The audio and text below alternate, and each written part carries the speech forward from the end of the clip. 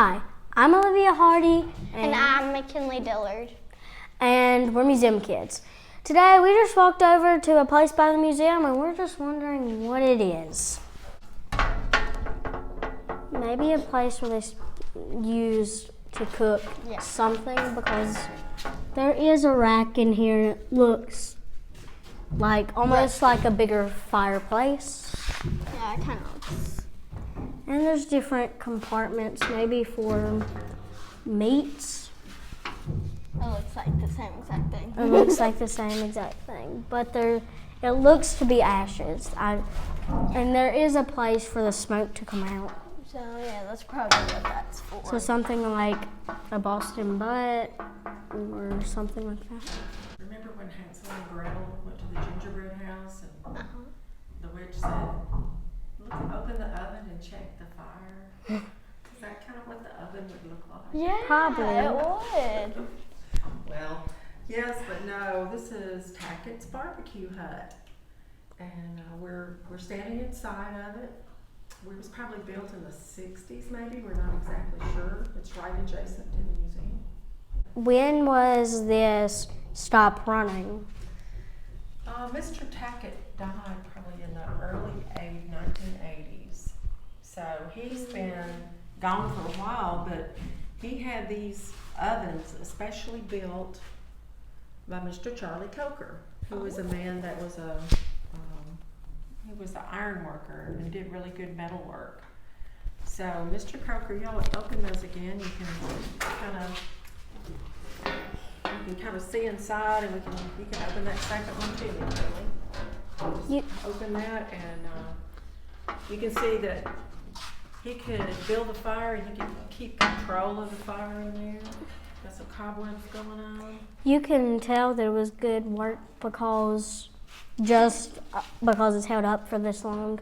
Is it are we going to use the original stuff and do the original things? We are. We're going to get that all cleaned up and the brick cleaned, and we're going to start barbecuing. And eventually this place will be for rent if you want to have a family reunion here and do a barbecue. It looks tiny.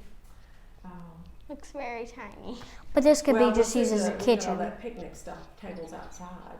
So this is really just where you prepare your food. He kept water in there because he wanted to keep his meat moist. You know, when you barbecue, sometimes it dries out.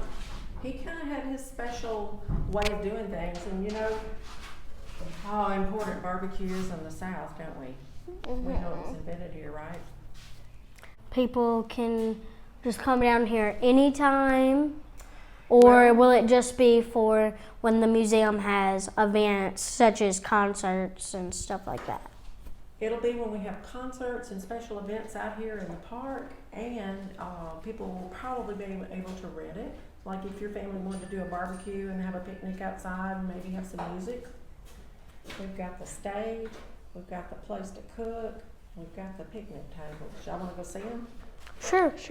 Hernando de Soto were trying to enslave the Chickasaws, and well, they just didn't like that. So what they did is they burned their campsite, and there were pigs there. They burned almost all of their pigs, and what they did is they ate them because they had nothing else. And that's how barbecue was born. Barbecue. He was known for how he cooked it in his special way. Are you going to use the same recipe, or do you even have that recipe? We have heard that his sauce recipe is still available, and maybe another recipe. But I think the magic happens in the barbecue process because he's got that trough of water in there, and it keeps it moist and not super dry. Because in my personal opinion, I think it's good when it's moist, but it can still be seasoned well. Because usually when people season it, it usually ends up dry. It does. You have to. There's a really fine-tuned art to barbecue, isn't it? Yes, They have all those competitions, and who knows, we might be in it one of these days. But okay, who knows the barbecue places in New Albany? Manning's. And what's that other one? I forgot it. I forgot If you're going out Highway 30 west toward Oxford. It's on the tip of my tongue, and I just can't think of it. What is it? Well, I know they have a lot of really good cakes there. West Side. Thank you. I knew that. Yeah. That's what I love about Mississippi. Everybody has their hometown recipes, and all of it's made by hand. It's my Like favorite. artisan stuff. Yes, it's always. Yeah, every single thing about New Albany is somehow a piece of art. I love that. That's a good way to look at it. I think it's cool because everybody's family has a special way to cook something or add something to make it just their own. My favorite is these pumpkin muffins that my mama made. She found it on her iPad, but they're still good. What about you? What's some of your favorite family recipes? My grandmother makes the best biscuits. And And so speaking of barbecue, up at my nanny and Peppaw's house, they have a grill, and Peppaw, he always makes it taste so good. and also Somehow, magically. and also something about my great grandmother. She would for the bacon that she'd use the bacon grease for her eggs and everything that she'd cook, and she'd keep it in this little pot, and we have one of those too. And if you try it, it is so good. You put it in the pan and you make your eggs, and they are so good. I'm right there with you on that bacon grease. I love it. I cook with it with my vegetables. I cook my eggs in it. And it makes such a big difference. But our family has some good cakes too, and pies. But like something that I love. My family, my mama has it too.